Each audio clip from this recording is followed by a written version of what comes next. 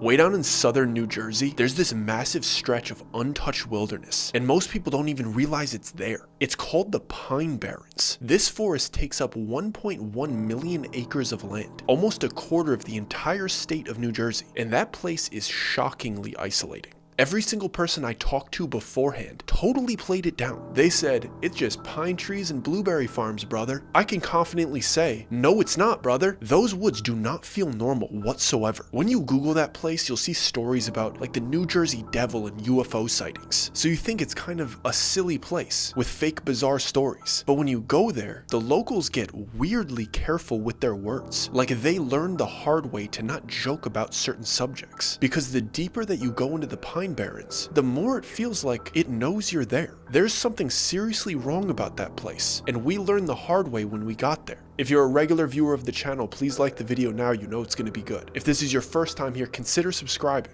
And if you're watching on a podcast platform, please give us a 5-star review, it helps more than you think.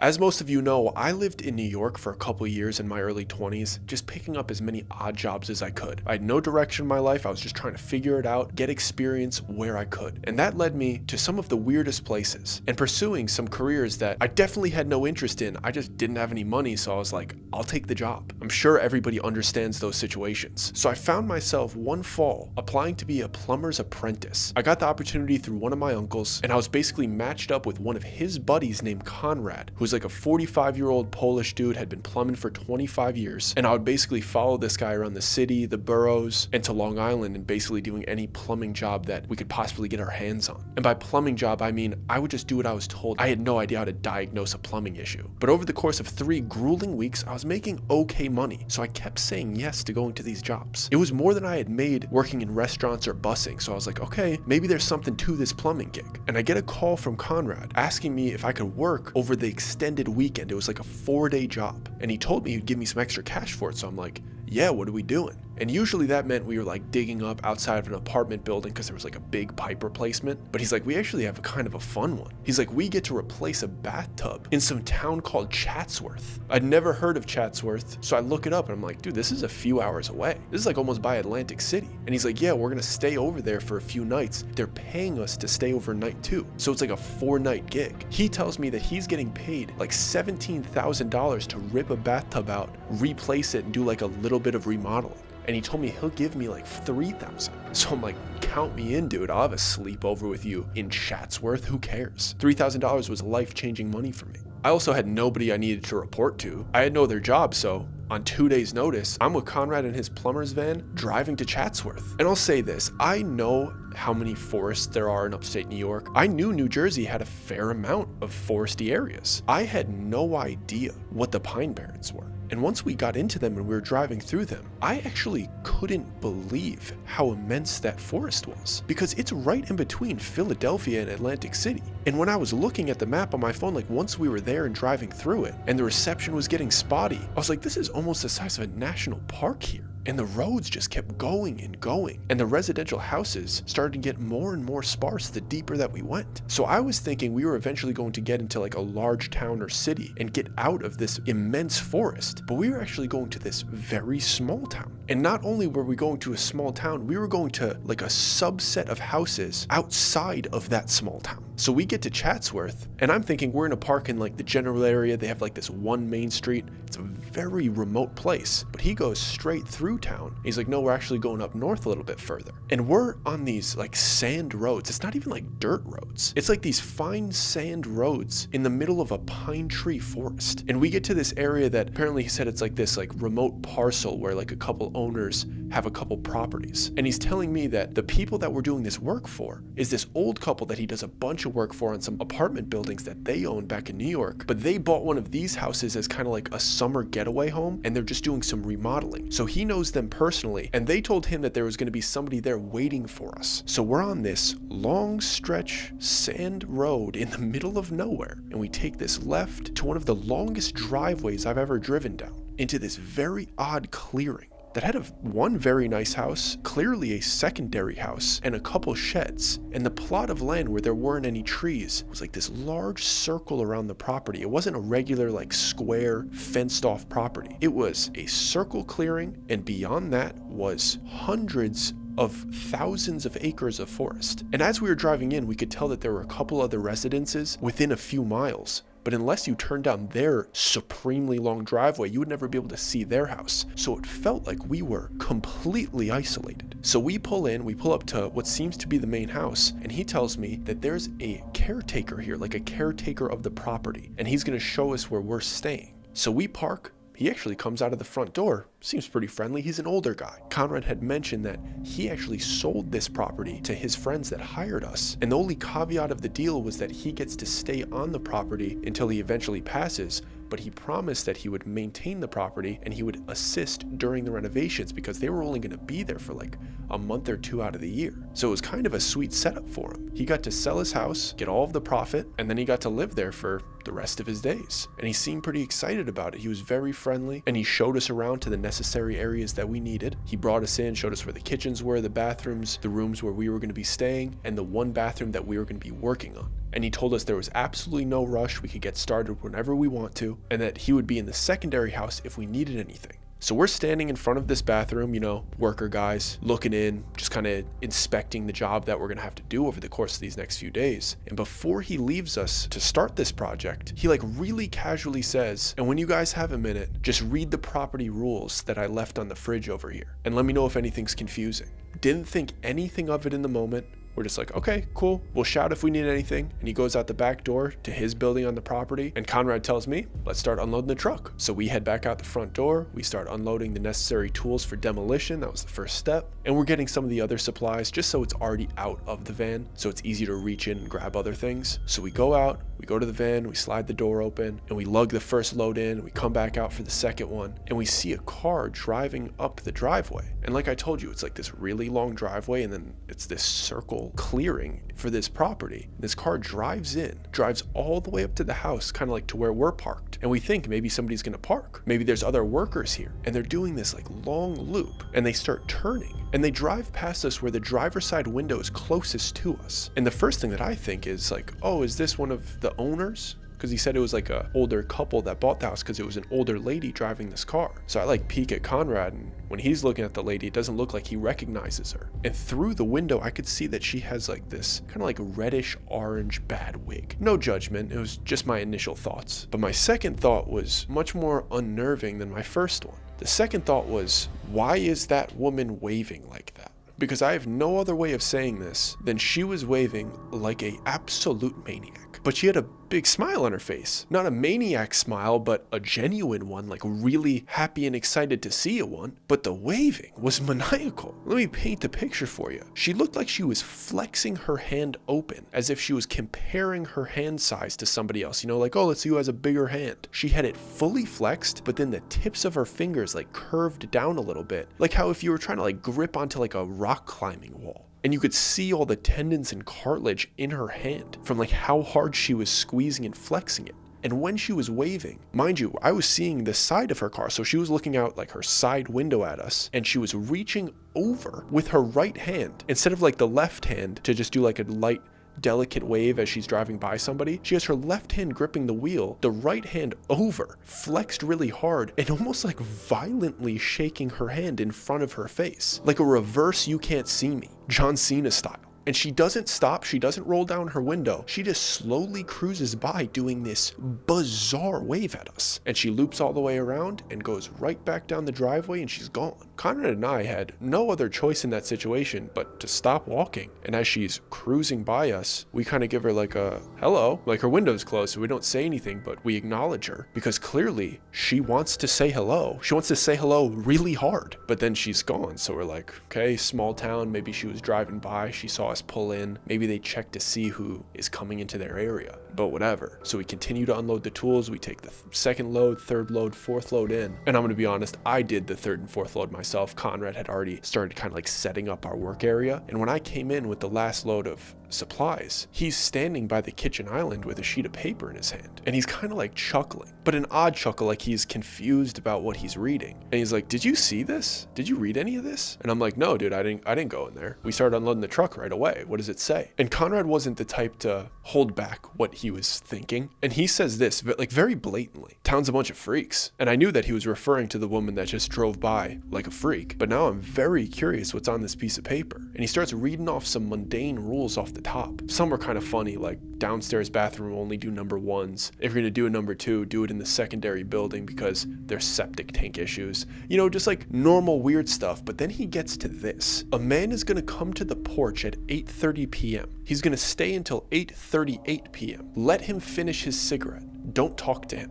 The next one was, redhead Wendy is gonna wave at you. Don't wave back. And Conrad looks up at me after he reads that one. We both know we waved at her. Already broke a rule. And we actually can't believe that he wrote it down. And he goes on to the next one. If the jogger is jogging, just ignore him, he'll keep jogging. If the jogger stops jogging, go inside and lock the door until he starts again. And in my head, I'm like, is he writing riddles? What is this guy, Dr. Seuss, in his off time? But I really didn't like the last one. Occasionally a camper gets lost near here. If he's knocking on the doors and windows asking for directions, do not help him. There's nothing you could do to help. Don't answer. And me and Conrad stand there for a second, knowing that we have already broken one of those rules. But then we look out of the front windows trying to see, like, why would there be a jogger near here? We're in the middle of nowhere. And it's still the afternoon, so it's going to be a few hours before 8 p.m. before a man is going to arrive on the front porch. And we would have to wait until nighttime, apparently, for a camper to come around. And we have a lot of work to do. So Conrad went and put the rules back up on the fridge. We walked to the back of the house to look out of the window, to look towards the second house to see where the caretaker is. And he's right out front, looking into his telescope in the middle of the day. He's looking up at the sky. It's the middle of the day.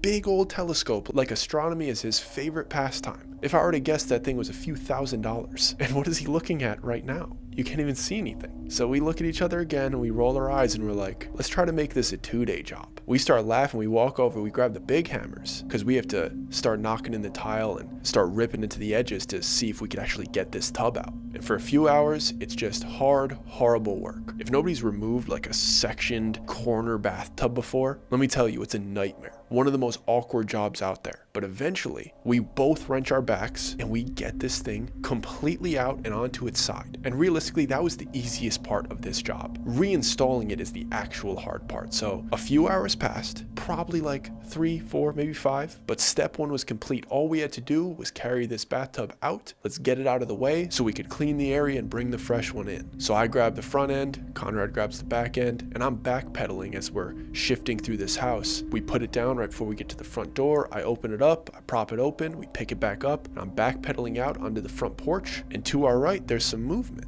And we're used to this. We're in and out of apartment buildings in New York. Like, we're always walking by people while we're in the middle of work. And your natural instinct, you just go like, "Hey, how are you?" Like, you acknowledge them, you let them know that you're here, you're working, you're not trying to scare anybody, you're working in their living spaces for the most part. So it doesn't really matter who it is, you're just trying to be a polite worker. So we both acknowledge, like, this is a guy, we just give him, "Hey, how are you?" And we're carrying a bathtub. It's very clear what we're doing. We both say hello to him, and very quickly, we're past him. He was standing on the porch, and now I'm halfway down the stairs. Conrad has passed him as well, but I'm looking up at Conrad and at him. And this dude is freak number 2. He was lighting a cigarette. And he had his lips wrapped around that cigarette so tightly, like he was trying to make his lips disappear, like he was trying to pop the end of a Camel Crush with his lips, is what it looked like he was doing. And as he's lighting it, he's turning his head in his hand towards us, scanning us as we're walking by. But his neck was flexed in the same way his lips were. Like, the way that he was turning and looking was so tightly wound and filled with unnecessary effort. And once he got it lit, and he's staring at the back of Conrad's head, and I'm still holding this heavy bathtub, and I watched this man take one long drag of this cigarette, and he finishes it. And it takes about 10 seconds, you know, as we're slowly backpedaling this heavy thing. And I'm not taking my eyes off of him because I'm seeing that orange dot turn into like an orange stem because he keeps inhaling on it. It was like watching the wick of a firework get lit and it really quickly ignites and disappears. Like at one point, it was almost like a full inch of an orange ember as the ashes were falling off the front. Like it took one breath, one drag, one inhale, and the cigarette was done. He smoked it to the filter. And then once it was finished, still staring at us, he spat the filter on the ground, put his hands at his sides like almost like military style, and walked down the stairs of the porch towards the driveway. And I'm watching him walk. I'm like, what is so off about this guy? And I realize as he's passing us, his arms aren't swinging with his strides. His legs are moving normally. He's walking rather quickly, but it's like he has his palms attached to his hips, and he's standing really, really straight, looking at us the entire time. So like he's completely straight, but his head is turning towards us, arms not moving, and he keeps doing it the entire time until he finally gets to the edge of the clearing and to the driveway. Conrad is completely ignoring him, and I'm not speaking up because I'm holding my end of the bathtub. Conrad had put his end down and was like clearing some space so we could start the debris pile properly. And I'm like calling over to him. I'm like, yo, are you seeing that? Are you seeing this guy? And he finally looks up like once the dude already hits the driveway and he's pretty much gone. And he's like, yeah, what about him? And I was like, I think we broke another rule, dude. And Conrad starts laughing, like genuinely laughing hard. And he's like, oh, is that cigarette guy? What time is it? And he looks at his watch. It's 8:34. And we're walking inside and I go back up to that rule set. I look at it and I'm like half joking because I'm trying to lean into that this is funny so it's not freaking me out. And I'm like, said he was supposed to leave at 8:38. He left 4 minutes early. And Conrad just goes, I wish I bummed a cigarette before he left. This video is sponsored by ZocDoc. Taking care of my health is something I really don't mess around with. And just as important as going to the doctor is, finding one that actually feels like the right fit for you might even be more important. I take healthcare very seriously, and that's exactly why I like using ZocDoc. ZocDoc is a free app and website that makes it really easy to find and book great in-network doctors. You could look up doctors by specialty or even by symptoms. Whether you need a dentist, a dermatologist, a primary care doctor, an eye doctor, you can build a care team that you feel good about, that feels tailored to you. You could book in-person visits or do video appointments if that's easier. I really enjoy being able to read real reviews from verified patients, so you get a clear picture about what a doctor is really like before you commit. And booking with ZocDoc is quick. Most appointments happen within 24 to 72 hours. Sometimes you could even grab a same-day slot. Stop putting off those doctor's appointments and go to ZocDoc.com/Dougie to find and instantly book a top-rated doctor today. That's ZocDoc.com/Dougie. This message is sponsored by ZocDoc.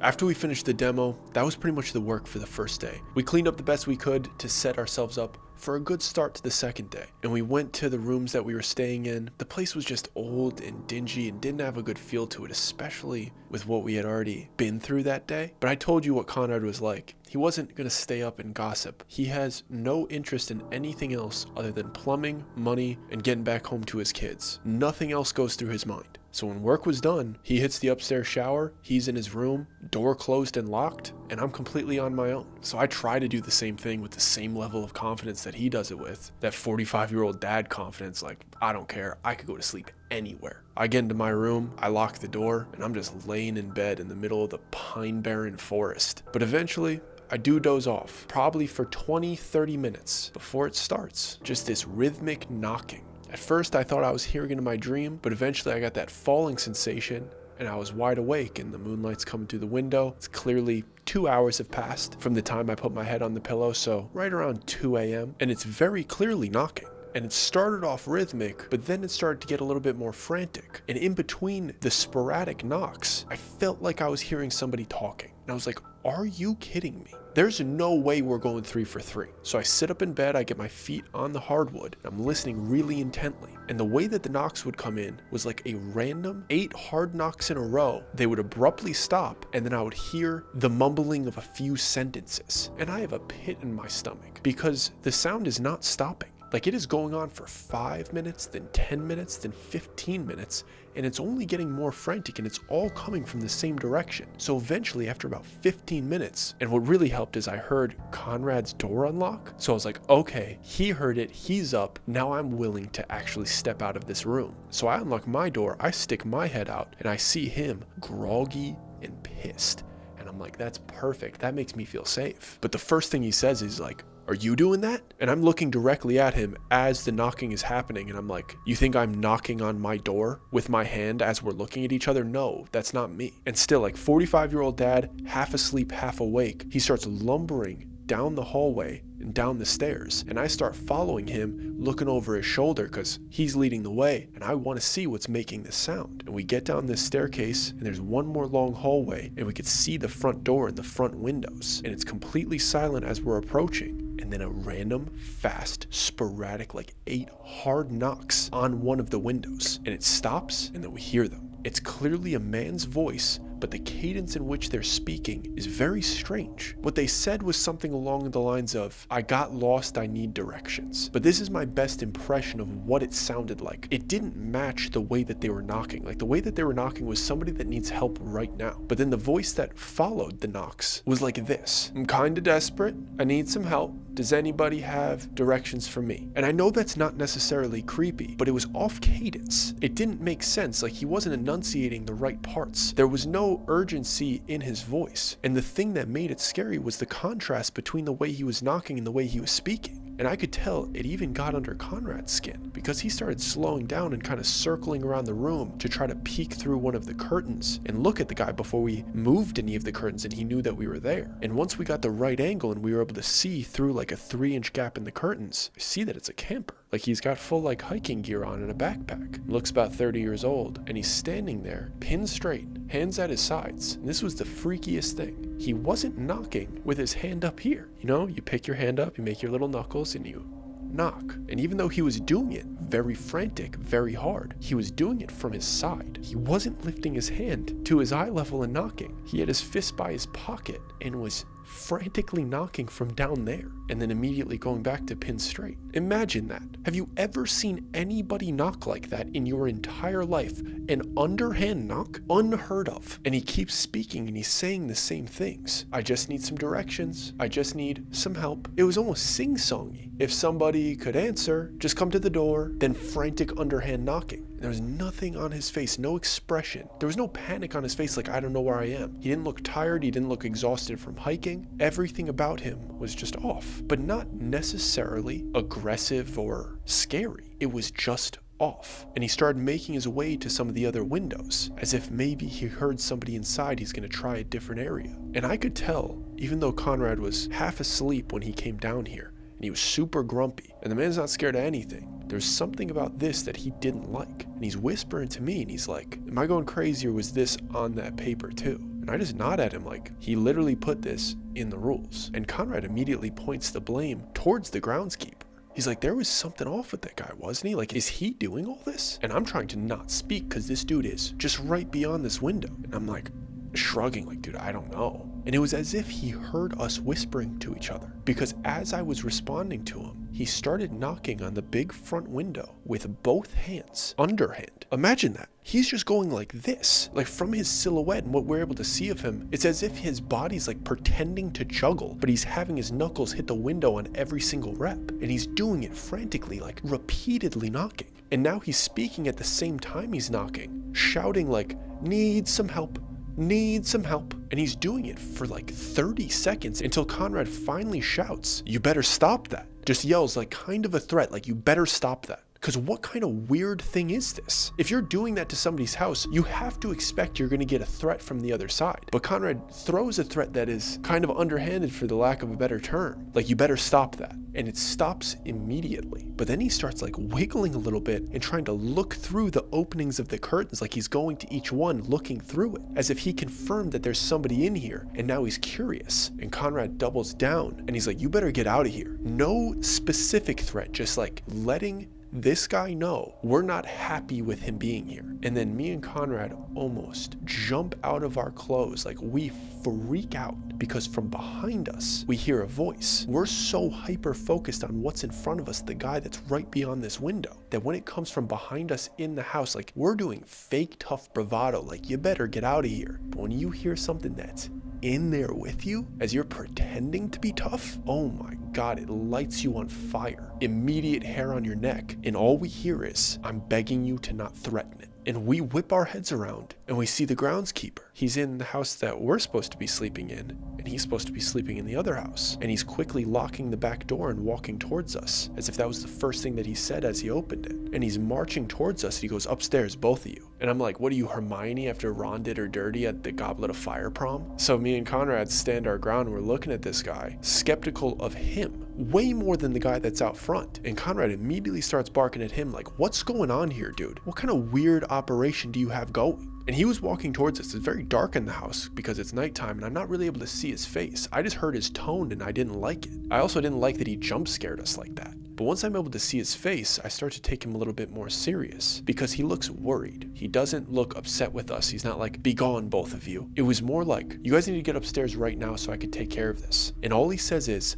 I told you to ignore it. Just ignore it, do your work here, and ignore the things that I tell you to ignore, and everything's gonna be okay. And I speak up, and I'm like, how do you expect us to ignore this? He's been knocking for 30 minutes. Are you gonna go out there and tell him to stop? And this guy looks at us and he goes, I would rather not. We're like, who's going to then? And he goes, I'd like to ignore him. I think we should all ignore him. I think we should ignore him, and I think we should go to sleep. That's how I keep the peace around here. Mind you, the guy on the other side of the window is underhand knocking again as we're having this conversation because he hears us and he's clearly excited. And Conrad's like, I'm not going to be able to sleep with that. So either you handle it with your friend or I'm going to go out there and handle it. And then this guy starts begging. You could tell he was trying to put a little bit of authority into the air, but he like gently puts his hand on Conrad's shoulder and says, I will do my best to make him leave, but you have to promise me that you're going to follow all of the rules. And in that moment, I realized that this dude is dead serious, but I guess Conrad didn't because he replied with like a chuckle and said, too late for all that. Get your buddy out of here, implying that we didn't follow the rules, that at some point, some of the rules were broken. And this groundskeeper like tilts his head at him, says, what did you do? Really, really concerned. And I pipe up and I say, the lady was waving at us before you even told us the rules, dude. What are we supposed to do? We had no idea.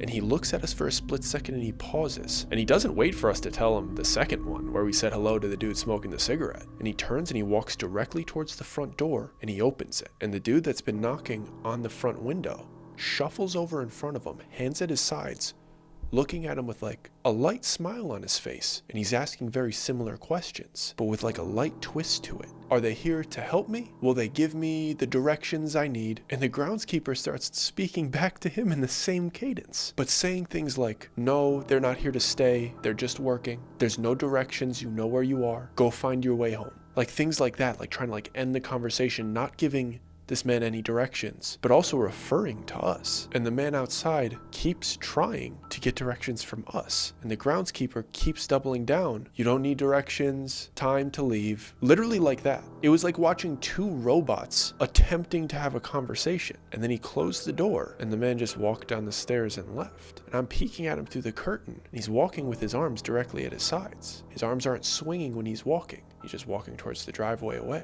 And the groundskeeper looks towards us and he goes, don't worry, he won't be back tonight. Let me go get you some earplugs. I need you guys to ignore him.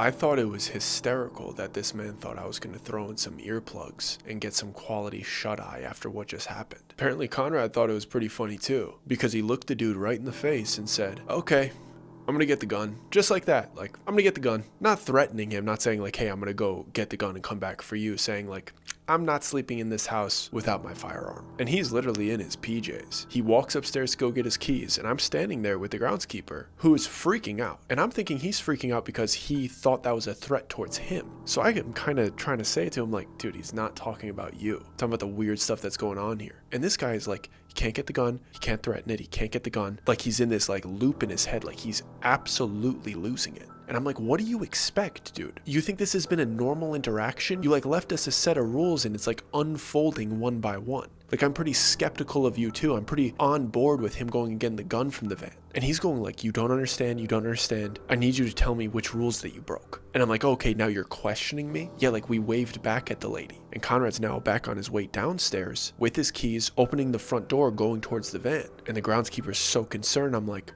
we accidentally said what's up to the cigarette guy. And this man starts sprinting through the house towards the back door, rips the back door open and starts running towards his secondary building without saying another word. He's running as fast as he can. Like I said, he was an older gentleman. It's not like he took off like Usain Bolt, but he was running. Conrad goes out of the front door, walks down the porch, unlocks the van, slides the door open, and he has his upper body leaned into the van as he's like moving stuff around. If I'm gonna be honest with you, Conrad had one of the most unorganized vans I've ever been in, and he always had his gun like a weird spot, like he'd just tuck it into a random area. It was either in his fanny pack, in the glove compartment, in the middle section, or he'd like tuck it behind the passenger seat in that like kangaroo pouch. And sometimes he would just take his fanny pack off where it was in the fanny pack and he would drop it in a random section and it'd be covered in tools or in a bucket with some PVC pipes. Like it was always somewhere random. And I'm standing at the doorway, seeing him leaned into the van, reaching around, and from the corner of my eye, I see a man jogging in a full gray sweatsuit. He just came out of the woods and is in a light jog, like he's minding his business in the middle of the night,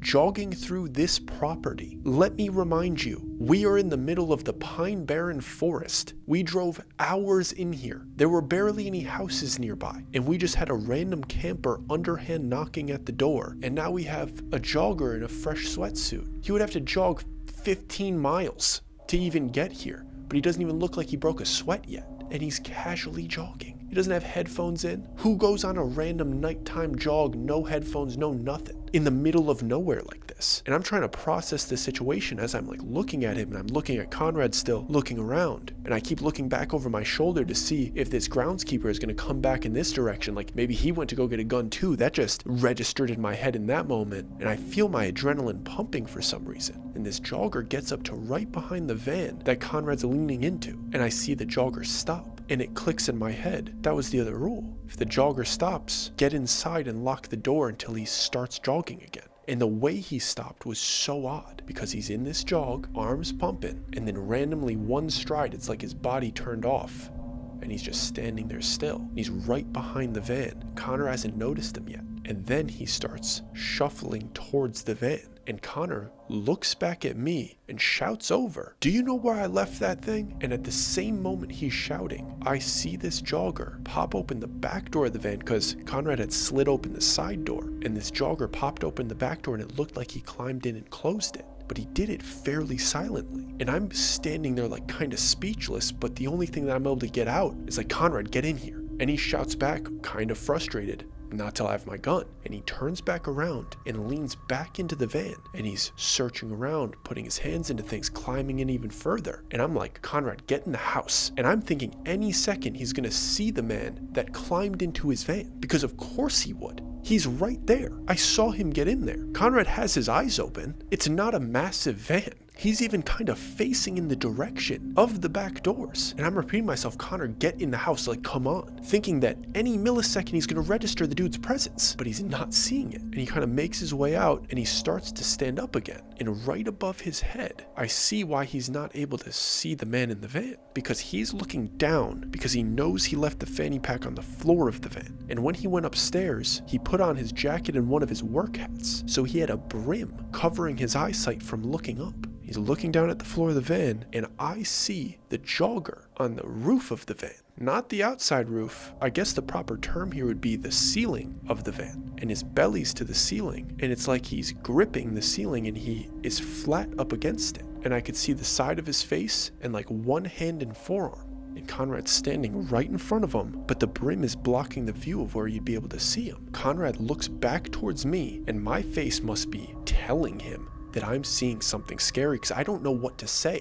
I'm just kind of like waving, like, "Get in here." And I hear the back door pop open, and I hear the groundskeeper clearly out of breath, like whatever that run was, it was the first one he's done in a while. And he's shouting something from behind me, but I have to look back towards Conrad because of what I just witnessed. And as I'm looking back, he's still looking towards me. He reaches in to the kangaroo pouch behind his driver's seat and he pulls it out. The fanny pack, not the firearm itself, but the firearm is definitely in that fanny pack. And the groundskeeper gets to the door right next to me and he shouts, "Keep jogging." That's what he was yelling, "Keep jogging, keep jogging." And Conrad looks back towards him and he holds up the fanny pack like, "I got it," but also confused that this dude is back shouting, "Keep jogging." And I watch this jogger crawl out of the top of this van, down the side of the fan door, and onto the ground like he's a salamander, like he's a spider on a wall, like gravity does not apply to him. And once he gets onto the flat ground, he stands up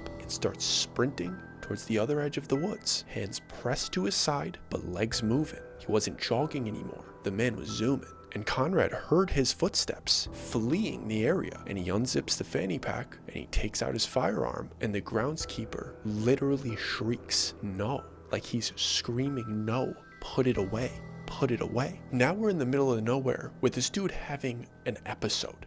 Like he's freaking out. Connor tucks his firearm, closes the van door, starts walking back towards us, looking over his shoulder, like looking at the jogger running really far away in the distance till he's gone. But he's like aware that he ran by, and he's like kind of laughing like, "Oh, is that the last rule? Like he ran off now that I have this, huh?" And Conrad comes up the stairs, comes in the house, we close the door, and this man looks at us and goes, "You should be thanking God that he didn't see that." As if the jogger saw the firearm, it was going to be something very bad. That's what he was implying. But I needed some answers because Conrad didn't see what I saw, and he could tell that I was freaking out too. He's looking at me, he's like, "Dude, what is wrong?" Like this has been a whole weird situation, but he could tell that I was almost lost for words. And I didn't have an explanation for him. I only had a question for the groundskeeper, and it was an obvious question. What was that? Conrad is completely lost. He's like, "What was what?" Like, what was that thing out there with him? Now, Conrad's kind of like, "What did you see?" Because I'm implying that there was something out there with him. And the groundskeeper is holding a box. That's what he went to go get. He didn't get a weapon, he got a box. And instead of answering my question of what that was, he says, "You guys need to leave between 5 a.m. and 6 a.m. and you can never come back here." And we look at him confused. We're like looking at him, then looking at the bathroom that we literally tore to pieces and haven't put back together yet. And he's like, "It knows you're here and it's going to want you to stay. And I can't let that happen to you." And I feel like that's a half answer. So I'm like, that thing wants us to stay because he knows that I saw it. He knows that I saw the way it moved. And he takes a deep breath. And he sits down, he puts the box on the table, and he says, "If it comes back, if it knocks, if it runs by, if it waves, I need you to not threaten it. I promise you it means no harm. It's just not like us." Again, so vague. Why are you telling us to not threaten it? When I'm asking you, what is it? You're just telling me it's not like us. Why are you freaking out about us threatening it? And he takes a deep breath. He's like, "I'm going to need you to listen closely." Because at this point, we're like creeping up on like 3, 4 a.m. And he's telling us we have to leave at 5. And I look at Conrad thinking that he's not going to be super receptive to this. And I could tell he's not really. He's still holding on to his firearm like he has his hand on it. And I kind of like nudge him. I'm like, "Don't do that." And he looks at me, he's like, "What did you see?" And I'm like, "Dude, there was something out there with you. It was crawling really weird. It was right above you and you didn't even see it." And he's like, "It was above me?" I'm like, "It was in the van with you and it crawled out when you looked back." And he took his hand off his firearm and he sat down because he could tell that that's what I wanted to do. We look at the groundskeeper and he tells us this: "For almost 20 years, I've been looking into that telescope out there, up at the sky. It's my favorite hobby, to look at the planets, to look at the constellations, try to spot shooting stars. But one night I was looking up, something was coming down, and it landed about a mile away from here. Didn't mean to land here. Whatever happened, something went wrong. When I found it, it was very injured. I was always so fascinated with the topic, if there was life somewhere else. And then I was standing in front of it. It was life. It didn't look like us, didn't sound like us, but I knew that it wasn't dangerous. So I saved it. I helped it in the only way that I knew how. I bandaged it up. I covered its wounds. I brought it water. I brought it food. And it recovered very quickly, much faster than we do. And once I saw the way it was able to move, how much faster it was than us, how much stronger, I thought I made a mistake. But over time, I realized that it was completely harmless. And I realized that it knew it was stuck. It knew that it had no way home. And I was the only living thing that showed it compassion. It started dropping me gifts, started following me around, it started trying to come into the house. I let it stay in the secondary house for a while, but eventually it wanted its own space, and it made a nest for itself in the pines. But it was always around, it always checked in on me. There was not a day that went by where I didn't see it. It showed affection in weird ways. It showed protectiveness. It never showed any hostility whatsoever. But that was until people started being found dead nearby. There's not many locals here. It's a very tight-knit community. Everybody knows each other. The first one to go was my best friend, who stopped by every single day at 8:30 p.m. to share a cigarette with me. He could only stay for 10 minutes because his missus needed him home, but it was always 10 minutes exactly, 8:30. He didn't show up for a full week. His wife was calling me asking where he was. I had no idea. I hadn't seen him. A few more weeks passed. He worked out in the Pines. We filed a missing persons case. Eventually he was declared dead. We had a funeral for him. And then his wife Wendy with the red hair, she went to go look in the area that he went missing by herself. She never stopped looking. And eventually, she didn't come back. A few weeks passed. Missing persons case, a funeral. Some people even speculated that she took her own life because she couldn't live without her husband. Local jogger goes missing. Talk around the town. Flyers up. Nobody knows where he went. Missing person, funeral. Then a big news story. A tourist who was camping in the Pines. He was going to hike all the way through them. Never came out the other side. Missing person case, funeral. Few months pass, and I go outside to think about my best friend and have a cigarette, and he's there waiting for me at 8:30 p.m. with a light smirk on his face, but a low hum comes from his chest, and his hands are really tight to his sides. But that sound, I'll never forget that sound. It was the same sound that I heard when I walked up to the crash when I saved it. It was letting me know that this wasn't my friend. This was it. It looked exactly like him, but it wasn't him. I was terrified. I was so scared, but I didn't know what to do, so I shared a cigarette with it, and it left. 10 minutes on the dot. And then Wendy drove by the next morning, waving hello, as Wendy always did, so friendly. Wendy had been dead. A few nights later, a hiker shows up at my front door asking for directions, but there's a hum coming from its chest. It's not speaking normally. It was the same kid from the posters, but I knew what it actually was. And then the jogger would be doing laps around my property all day, never breaking a sweat. And then when I would go inside, eventually, he would run off into the woods. And he opens the box, and he takes out some pictures, and they're of the crash, and of the body, and a couple grainy ones of like something in a tree, like a black figure that was able to scale the tree like it was a salamander. It was his proof. It was all the proof that he had. And it really wasn't much. It wasn't very convincing. But from what we witnessed, it was all the convincing that we needed. But then he kept talking, and he said, I went to its nest, and it had no problem with me coming. I could tell a few times it was trying to lead me there. And when I got there and I went inside, I really realized what this thing was. All of the bodies of the people that went missing were stored there. They seemed to be like they were being preserved. And it wasn't like a horrible sci-fi movie. There weren't eggs in it. There was no mass invasion coming. It had set up beautiful shrines to each person, like it laid them to rest and was respecting them.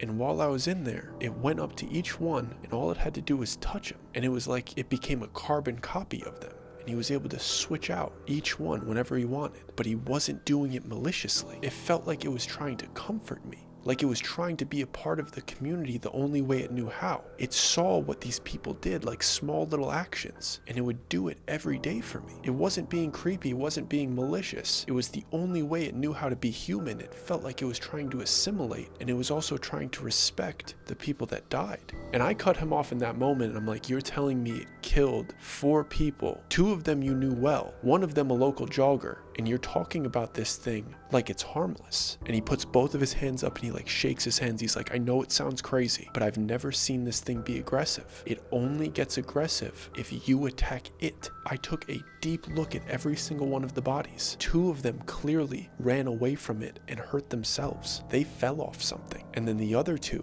it showed me its wounds. My best friend shot at it. As I was inspecting its body, it came up and it pointed towards the scar it had. And I knew my best friend. He was the type of man to shoot. It was showing me that it was self-defense. That's why I told you the rules, to just ignore it. And that's why I told you to put the gun away. If you don't threaten it, it's completely harmless. So Conrad leans forward and he says, if it's completely harmless, why are you having us leave at 5 a.m. exactly? And he replies, it doesn't really like when people leave. It gets attached. I've accepted that it's attached to me and I can't leave this property. That's why I sold it with the caveat that I have to stay on it. I know that I could protect everybody from it as long as they follow the rules. But you guys didn't follow the rules, and I could tell that it likes you, so you need to leave at 5 a.m. And I say, why 5 a.m.? And he says, it only sleeps between 5 and 6 every single day. You could get far enough away that it can't catch up to you.